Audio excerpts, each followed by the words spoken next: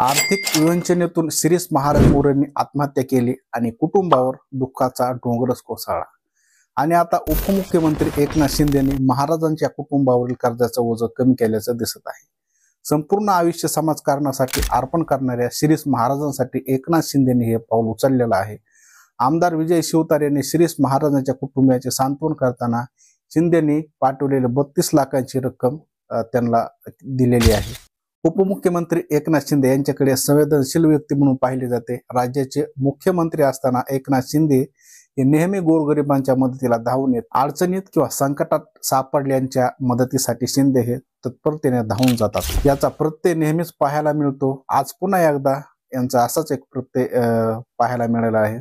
जगद्गुरु संत तुकाराम महाराजांचे 11वे वंशज प्रसिद्ध ह.भ.प. शिरीष महाराज मोरे यांच्या आत्महत्येनंतर फक्त वारकरी संप्रदाय नाही, संपूर्ण महाराष्ट्र हळहळला आहे. आर्थिक अडचणीत शिरीष मोरे यांनी आपलं आयुष्य संपवलं ही बाब एकनाथ शिंदेना समजतात. त्यांनी मोरे कुटुंबियांना 32 लाख रुपयाची मदत देण्याचा निर्णय घेतला आहे. देहूमधील कीर्तनकार शिरीष महाराज मोरे यांनी गेल्या आठवड्यात आर्थिक विवंचनेला कंटाळून आत्महत्या केली होती. त्यांनी मृत्यूपूर्वी लिहून ठेवलेल्या चिठ्ठीत आपल्यावर 32 लाखाचं कर्ज असून हे फेडणे शक्य नसल्याने आपण हे टोकाचं पाऊल उचलत असल्याचं लिहिलं होतं. त्यांनी असा टोकाचा निर्णय घेऊन जीवन संपवलंय. महाराजांच्या जाण्याने त्यांच्या कुटुंबाला बसलेला धक्का पाहून उपमुख्यमंत्री एकनाथ शिंदे यांनी मोरे कुटुंबियाला मदतीचा हात देण्याचा निर्णय घेतला. संत तुकाराम महाराजांचे 11वे वंशज शिरीष महाराज मोरे यांनी आर्थिक विवंचनेतून आत्महत्या केल्याची घटना घडली. डोक्यावर असलेल्या 32 लाखाच्या कर्जामुळे हे पाऊल उचलल्याचं सुसाईड नोटमध्ये शिरीष महाराज मोरे यांनी नमूद केलं होतं. या घटनेच्या आधी 20 दिवसापूर्वी त्यांचा साखरपुडा झाला होता, तर एप्रिल महिन्यामध्ये त्यांचा विवाह सुद्धा होणार होता. मात्र त्यांच्या टोकाच्या या निर्णयामुळे त्यांच्या कुटुंबियांना, नातेवाईकांना मोठा धक्का बसला.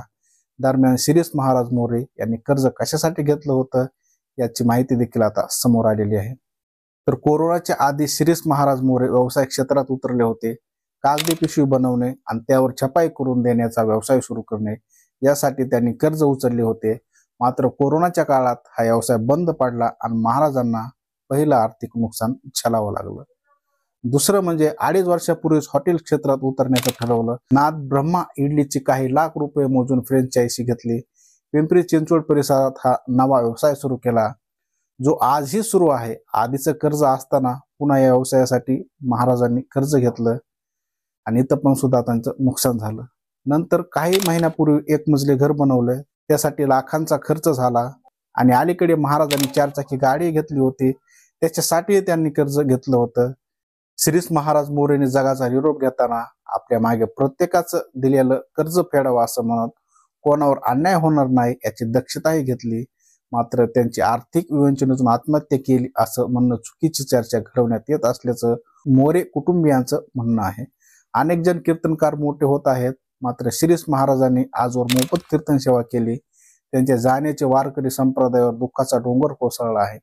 शिरीष महाराजांनी एक वेळ आवाज दिला असता तर अख्खा महाराष्ट्र मदतीला नक्कीच धावला असता, अशी खंत देहूकर व्यक्त करत आहेत. शिरीष महाराजांनी आत्महत्येपूर्वी लिहिलेल्या चिठ्ठ्यांमध्ये आधार घेत देहू रोड पोलीस पुढील तपास सुद्धा करीत आहेत. बरं, शिरीष महाराजांवर कुणाकुणाचं कर्ज आहे ते एक बघूया. शिरीष महाराजांनी लिहिलेल्या चिठ्ठीत मजकुरानुसार त्यांच्यावर 32,35,000 कर्ज होतं. मुंबईतल्या सिंघवींचे 17 लाख रुपये, बचत गटाचे 4 लाख रुपये आणि सोनं गहाण ठेवलं त्याचे 1,30,000 रुपये. वैयक्तिक कर्ज 2,25,000, 4 चाकी वाहन 7 लाखाचं कर्ज आणि किरकोळ देणी 80,000 असे एकूण 32,35,000 कर्ज त्यांनी घेतलं होतं. आणि याच कर्जापायी त्यांना हे टोकाचं पाऊल उचललेलं आहे. परंतु महाराष्ट्राचे उपमुख्यमंत्री एकनाथ शिंदे यांनी हे कर्ज त्यांचं फेडलेलं आहे आणि एकनाथ शिंदे यांनी त्यांना मदतीचा हात दिलेला आहे.